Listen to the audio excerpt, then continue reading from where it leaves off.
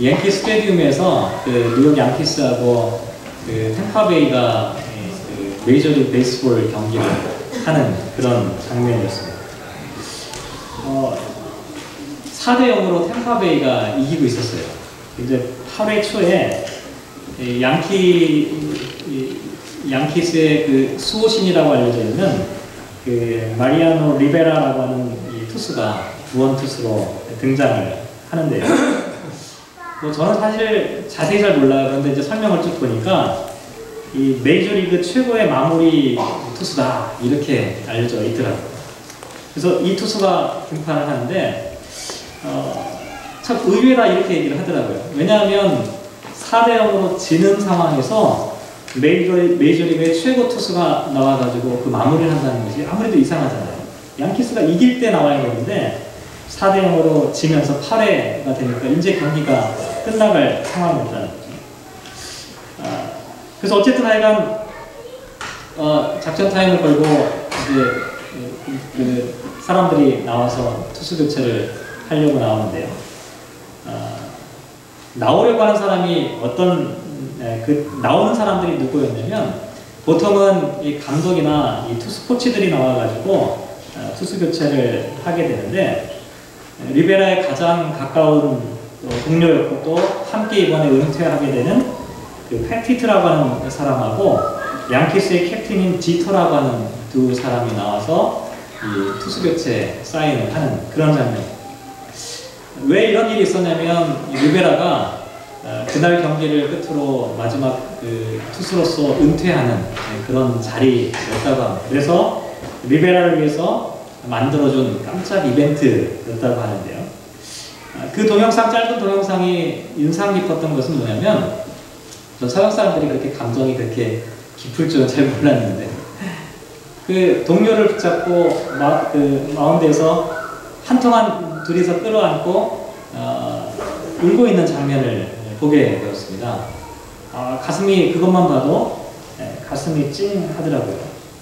1995년부터 19년 동안 양키스의 유니폼을 입었던 이 선수가 이 48,000여 명의 군중들이 모여있는 그 자리에서 마지막으로 경기를 마치고 또 그 자리에 참석한 모든 사람들이 함께 기립해서 이 사람의 퇴장을 지켜보는 그 장면을 보게 되었는데요. 여러분도 한번 같이 보시면서 이 사람이 퇴장하는 이 마지막 장면 한번 지켜보시기 바랍니다.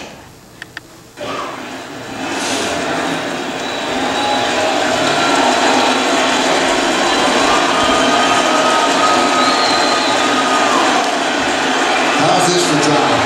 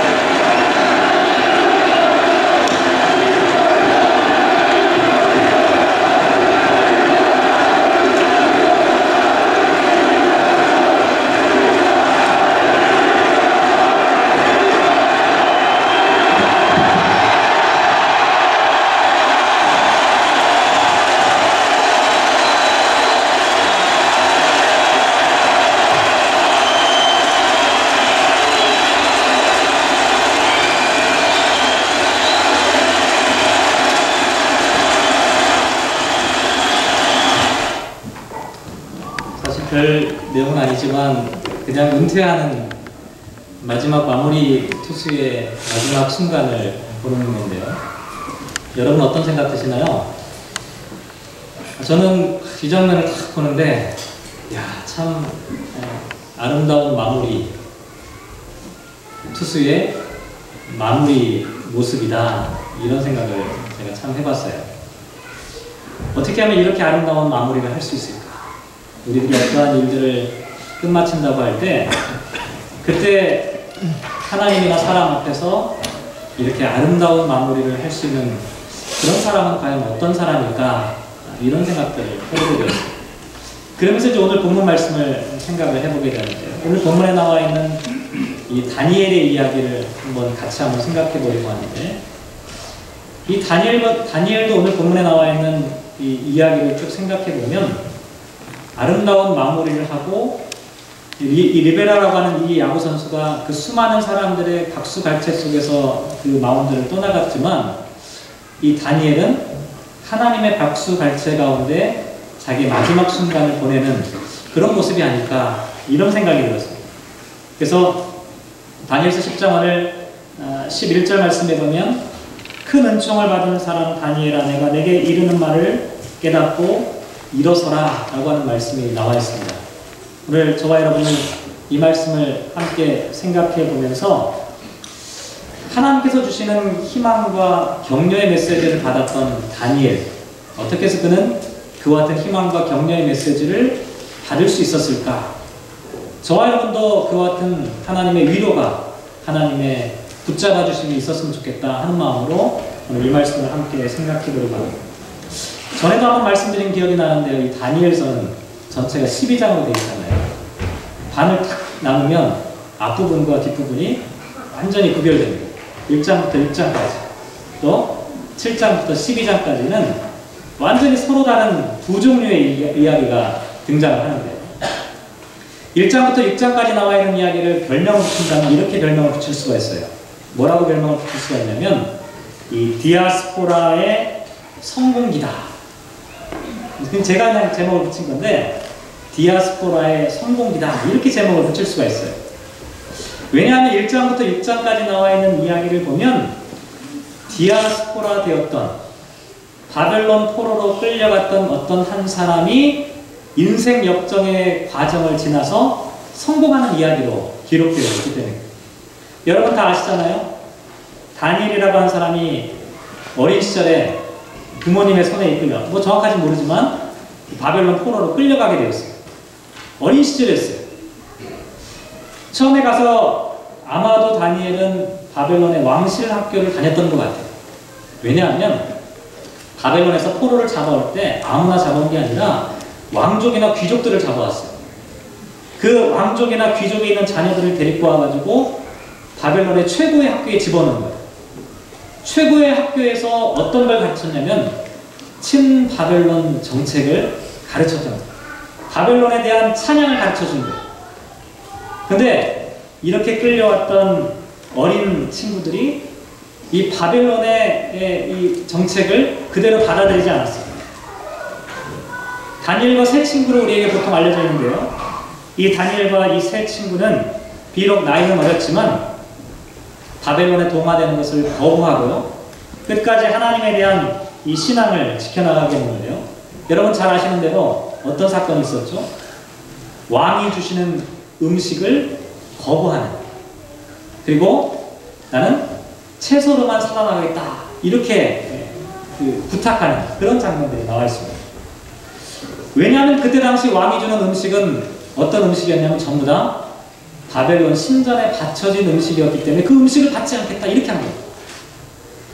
바벨론의 신전에 드려진 그 우상에게 드려진 그 고기를 내 몸이 건강해지자고 그 음식 먹겠냐? 그렇지 않겠다. 그 음식을 거부하는. 또 신앙을 지키기 위해서 어떻게 해요?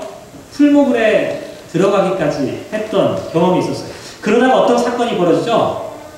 한쪽 벽에 어떤 글자가 나오기 시작하네요. 메네메네 되게 우바르신 이런 알 수 없는 이상한 글자가 쭉 나왔어요. 그게 이제 왕이 연회를 벌리는 그런 장면이었는데, 그때 그 글자가 나오니까 사람들이 깜짝 놀라게 되는 거죠. 도대체 이게 무슨 일이냐? 아무리 똑똑한 사람들도 그 글자를 읽어내지 못한대요.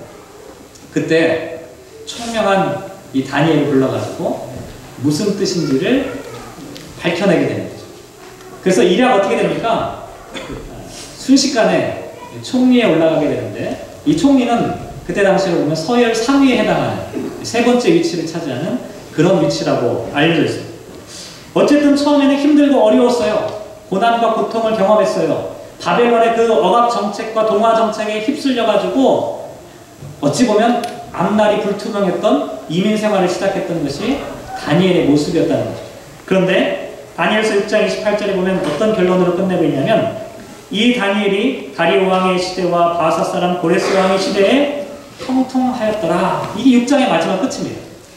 그래서 1장부터 6장까지 나와 있는 이야기를 보면 다니엘의 성공기, 디아스포라 되었던 어떤 이민자 가정의 한 자녀가 총리로 성장하는 그와 같은 인생 역정의 드라마를 기록하고 있는 것이 다니엘서 전반부의 이야기라고 말씀을 드릴 수가 있습니다.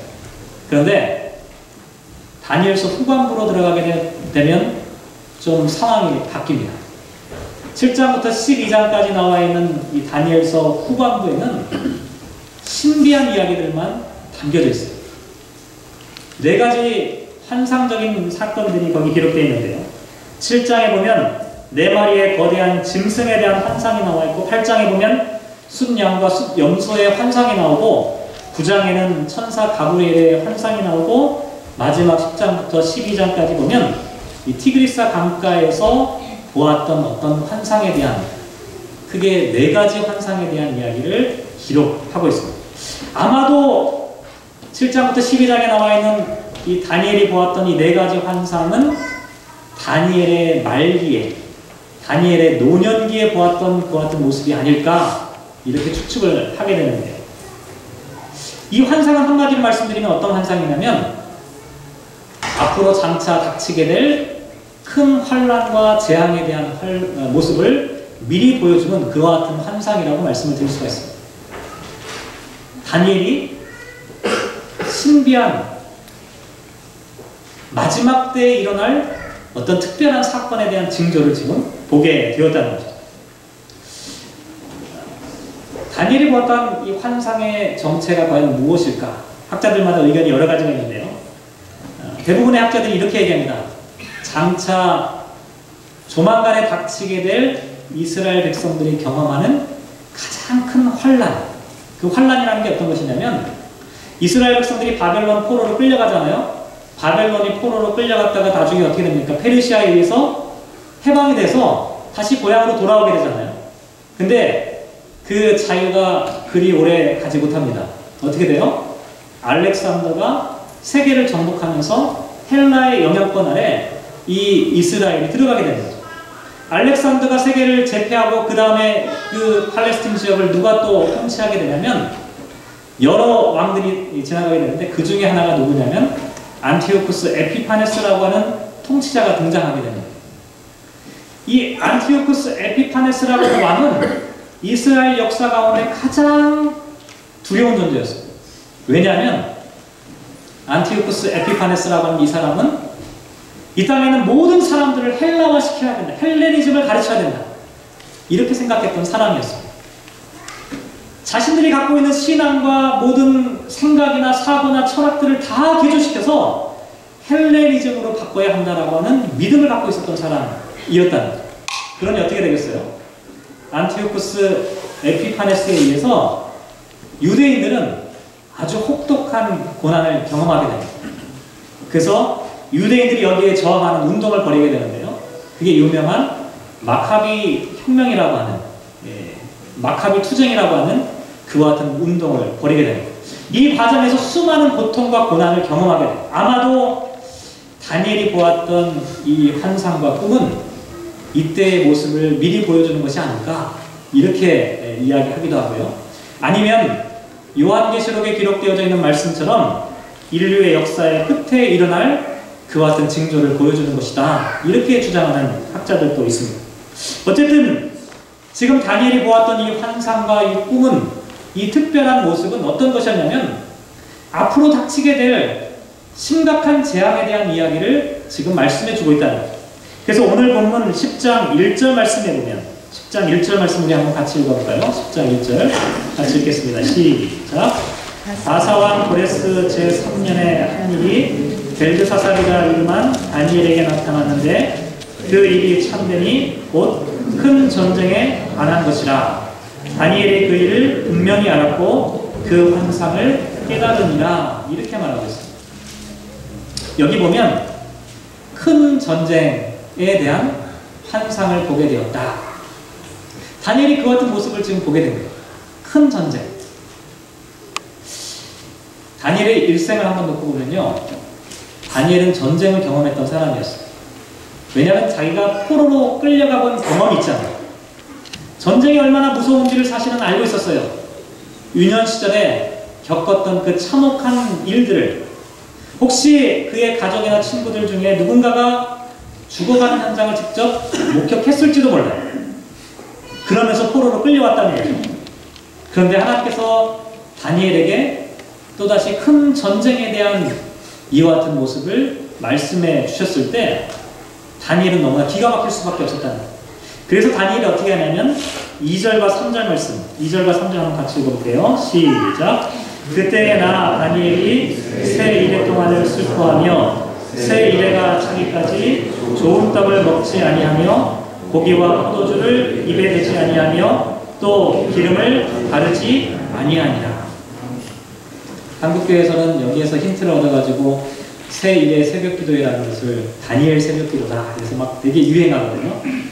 근데 어쨌든 다니엘이 하나님께서 보여주시는 그 환상을 보고 난 다음에 그 큰 전쟁에 대한 재앙에 대한 소식을 듣고 난 다음에 다니엘이 했던 일은 뭐였냐면 새 이래 동안 슬퍼했다는 거죠. 새 이래 동안 좋은 떡을 먹지 않고 고기와 포도주를 입에 대지 않고 머리를 기름을 바르지 않고 단장하지 않으면서 그렇게 지냈다는 거예요. 아무튼 이렇게 새 이래를 지내는 과정을 지나갔어요. 그러다가 지금 어디를 지나가요? hit데겔이라고 나와 있죠. hit데겔 강가를 다니고 있는데요. 여기 나와 있는 hit데겔은 이 티그리스라고 하는 그 이름을 이 성경적인 지명으로 이렇게 표현하는 건데요. 티그리스 강가를 다니기 시작합니다. 왜 티그리스 강가를 다니기 시작했냐면 다니엘이 지금 총리의 역할을 하고 있기 때문에 이 강 지역을 순찰하면서 둘러보고 있는 이 과정들을 하고 있는 거예요. 그때 어떤 일이 일어나게 되냐면 5절 말씀에 보면 누구를 만나게 됩니다. 5절 같이 읽어볼게요. 시작. 그때 내가 눈을 들어 바라본 즉 한 사람이 세마포 옷을 입었고 허리에는 우바스 순금띠를 띠었더라. 세마포 옷을 입고 이 우바스라고 하는 것은 뭐 잘 알려져 있지 않은데요. 어쨌든 순금으로 된 그 띠를 띠고 있는 독특한 한 분을 만나게 되었어요. 과연 이분이 어떤 분일까요? 그 다음에 보면 6절에 보면 좀 더 자세히 설명이 나와 있는데요. 또 그의 몸은 황옥 같고 그의 얼굴은 번갯빛 같고 그의 눈은 횃불 같고 그의 팔과 발은 빛난 놋과 같고 그의 말소리는 무리의 소리와 같더라. 이렇게 나와 있어요. 뭔가 범상치 않은 모습이 막 보여지죠. 다니엘이 뭔가 좀 어떤 분을 이 티그리스 강가를 순찰하다가 자기보다 더 신분이 높은, 자기보다 더 화려한, 자기보다 뭔가 특별한 어떤 분을 만나게 되었다는 거죠. 더군다나요, 13절 말씀 한번 보시면 13절에 이렇게 말씀하고 있어요. 가장 높은 군주 중 하나인 미가엘이 와서 나를 도와준다. 이렇게 말하고 있어요. 미가엘이라고 하는 천사는 하나님의 백성을 보호하기 위해서 악한 영계의 권세에 맞서 싸우는 천사들의 대장을 얘기합니다. 그 천사들의 대장이 나를 도와서 싸우는 존재다. 이렇게 설명하고 있다는 거죠. 여러분 누군지 짐작이 가시나요? 구약 성경 가운데 예수님에 대해서 가장 많은 예언을 했던 이 사람이 누구냐면 다니엘입니다. 다니엘서를 보면 예수님에 대한 예언이 여러 차례 등장하게 돼요. 다니엘서 7장 13절 말씀에 보면 이런 말씀이 나와 있습니다. 내가 또 밤 환상 중에 보니 인자 같은 이가 하늘 구름을 타고 와서 옛적부터 항상 계신 이에게 나아가 그 앞으로 인도되었다. 인자 같은 이가 하늘 구름을 타고 오신다는 표현이 다니엘서 7장에 나오거든요.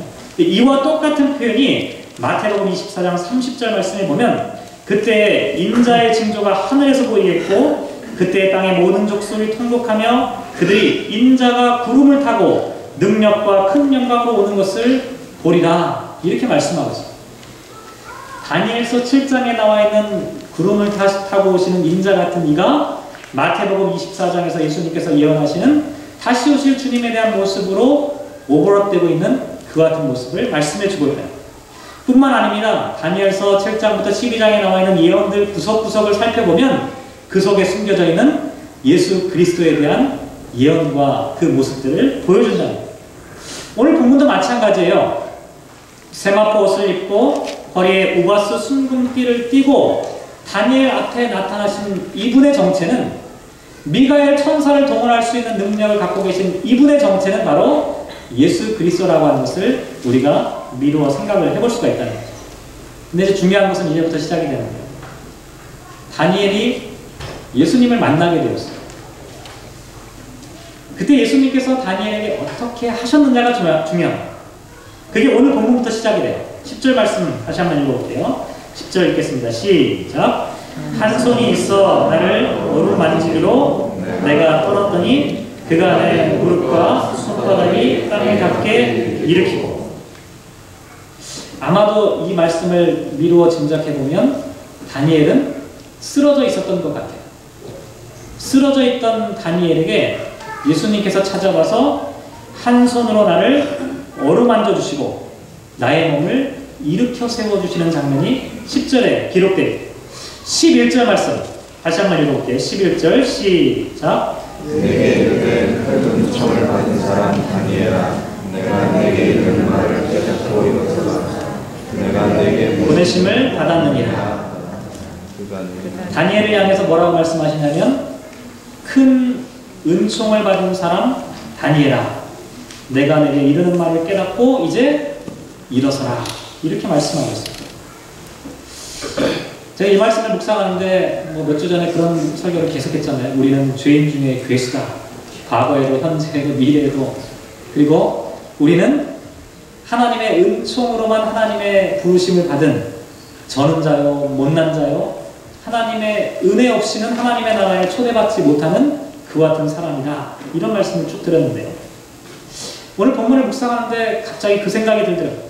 죄인 중에 괴수와 같고 연약하고 부족하고 모자른 우리이지만 우리가 하나님 나라의 백성으로 살아갈 수 있는 그와 같은 모습은 무엇입니까? 사도 바울이 죄인 중에 괴수와 같은 삶이지만 사도 바울이 될 수 있었던 그 힘이 과연 어디에 있었을까? 오늘 본문을 보는데 그런 생각이 들더라고요. 다니엘도 쓰러져 있었어요. 다니엘도 넘어져 있었어요. 무서워서 떨고 있었어요. 그런데 하나님께서 그를 일으켜 세워주신 거예요. 죄인 중에 괴수였던 사도 바울을 주님께서 일으켜 주신 거예요. 하나님 나라에 초대받을 수 없는 연약한 저와 여러분들 하나님께서 우리를 일으켜 주신다는 거예요. 저와 여러분을 세워주신다는 거예요. 두렵고 떨린 마음 가운데로 살아가고 있는 우리를 주님께서 다가와 주셔서 우리로 하여금 용기와 힘을 불어넣어 주셔서 우리로 하여금 이 땅을 살아갈 수 있는 힘과 능력을 주신다고 하는 것을 생각해 볼 수 있었던 거예요. 어쨌든 오늘 본문 말씀을 한번 잘 생각해 보세요. 인생 역정을 살았던 사람이었어요.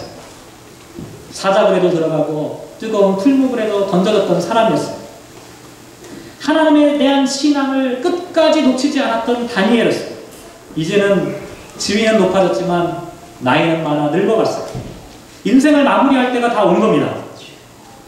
그런데 다니엘이 총리로서의 공식적인 업무를 막 다니는 순간에 하나님께서 보여주신 어떤 환상을 본 거예요. 큰 전쟁에 대한 이야기를 듣고 다니엘의 무릎에 힘이 빠지는 순간 쓰러져 버릴 수밖에 없었던 거예요. 그때 주님께서 다니엘을 새롭게 하시면서 다니엘을 뭐라고 불러주셨냐면 큰 은총을 받은 사람이다 이렇게 불러주셨어요. 여기 은총을 받았다라고 하는 이 표현이 좀 정확한 번역은 아닌데요. 원래 의미는 아름답다 또 아끼고 존중한다라고 하는 의미가 담겨져 있습니다. 다시 말씀드리면 이 말씀은 표준 세번역에서는 이렇게 번역하고 있어요. 하나님께 큰 사랑을 받은 사람 다니엘아. 하나님의 큰 사랑을 받은 너 다니엘아. 지금 쓰러져 있고 넘어져 있고 더 이상 감당할 수 없는 능력 가운데 사로잡혀서 어찌할 바를 모르는 그 다니엘을 향해서 하나님께서 너 사랑받아 마땅한, 너 지극히 존중받을 수 있는 다니엘아.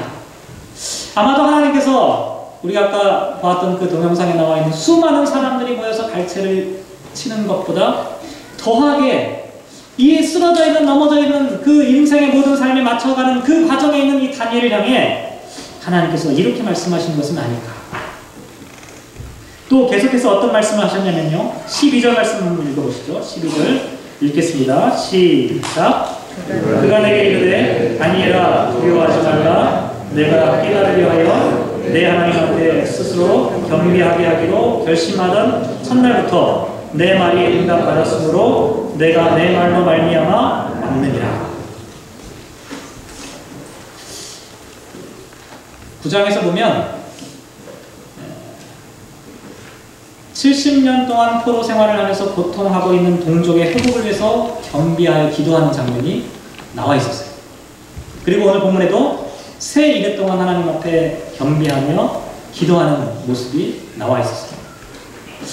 다니엘이 하나님 앞에 이렇게 기도하기로 마음속에 작정했던 그 첫날에 이미 하나님께서는 응답하기로 작정하셨고, 그래서 지금 다니엘을 찾아오셨다라고 말씀하고 있다는 거예요. 여러분 어떤 생각이 드세요? 제가 이 말씀 묵상하면서 그런 생각을 좀 해봤어요. 내가 하나님 앞에 기도해야지. 내가 어떤 기도를 하나님 앞에 드려야겠다고 마음에 작정하는 순간, 지금 다니엘이 어떤 큰 전쟁에 대한, 이 환란에 대한 이 모습을 바라보면서 이 나라를 위해서, 내 동족을 위해서 한번 기도해야겠다라고 마음 먹는 그 순간, 새 이래 동안 슬퍼하며 새 이래 동안 좋은 음식을 먹지 않고 내가 기도하리라고 마음 먹는 그 순간, 하나님께서는 이미 다니엘의 기도 가운데 함께하고 계셨다라고 말씀해 주고 있다는 거예요. 새 이래 동안 기도를 했기 때문에, 금식하고 어떻게 했기 때문에 거기에 대한 응답과 보상으로 하나님께서 그 답변을 주시겠다고 말씀하신 것이 아니라, 그저 하나님께서는 다니엘이 그 마음을 품는 그 순간에 이미 하나님의 응답을 이미 준비하고 계셨다는 거예요.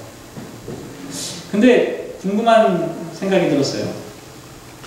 아니, 하나님께서 응답을 하시려고 마음 먹으셨으면 곧장 응답하시면 될 텐데 왜 새 이래라는 시간을 기다리셨을까?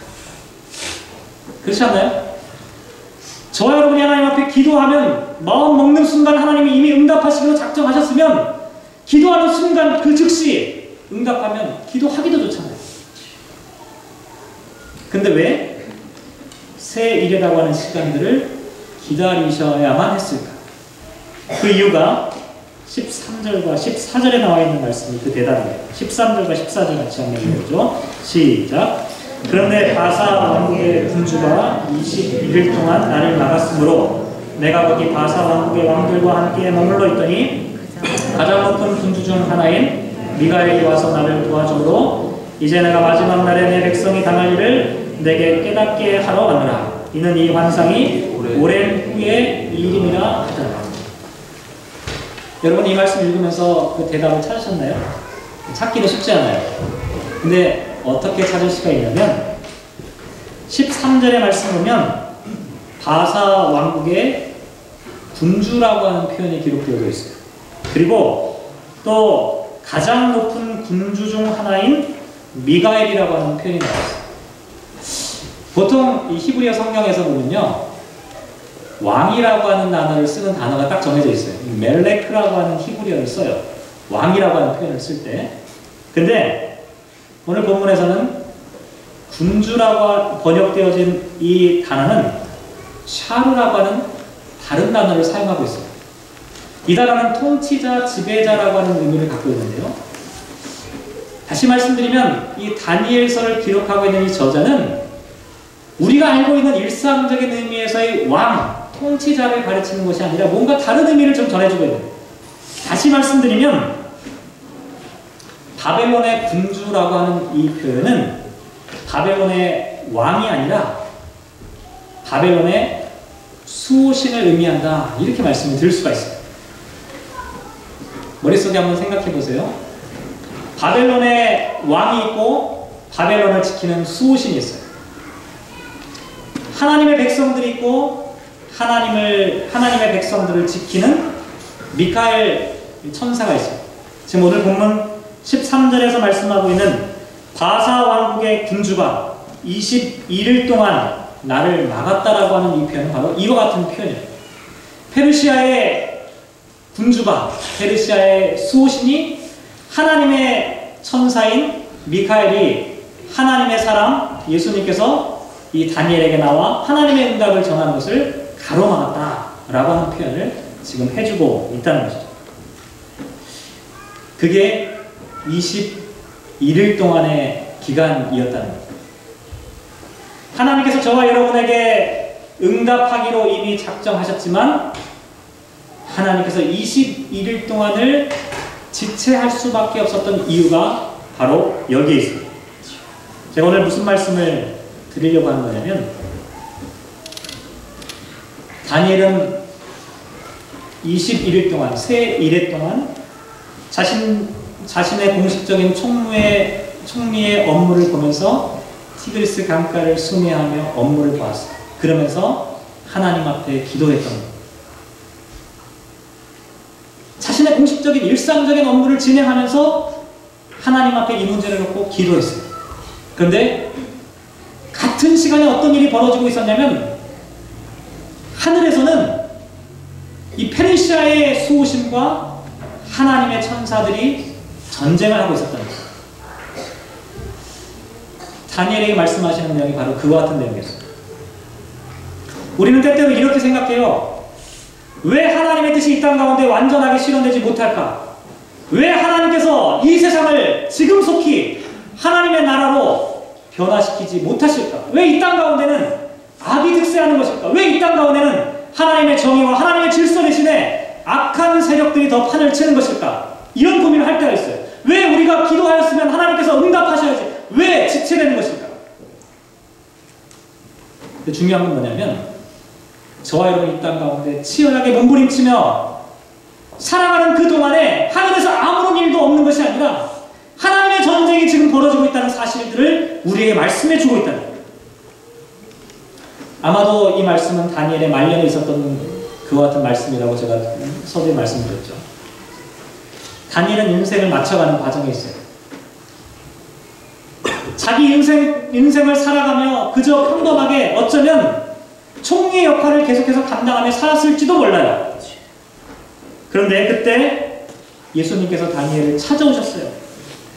다니엘을 어루만져 주시고 일으켜 주셨어요. 손을 붙잡아 주시며 사랑받아 마땅한 큰 은총을 받은 사람 다니엘아, 이제 두려워하지 말라, 이렇게 격려해 주셨어요. 왜 다니엘에게 이렇게 말씀하셨을까요? 왜냐하면 그때 당시에 수많은 총리들이 있었지만 땅의 전쟁과 땅의 삶만 살아가고 있었던 사람들과는 전혀 다르게 다니엘은 하늘의 전쟁을 보았던 사람이었다. 제가 오늘 드리고 싶은 말씀은 바로 그 같은 내용입니다. 이 땅의 삶을 살아가요. 많은 사람들이 각자의 직업을 갖고 각자의 삶의 현장에서 살아갑니다.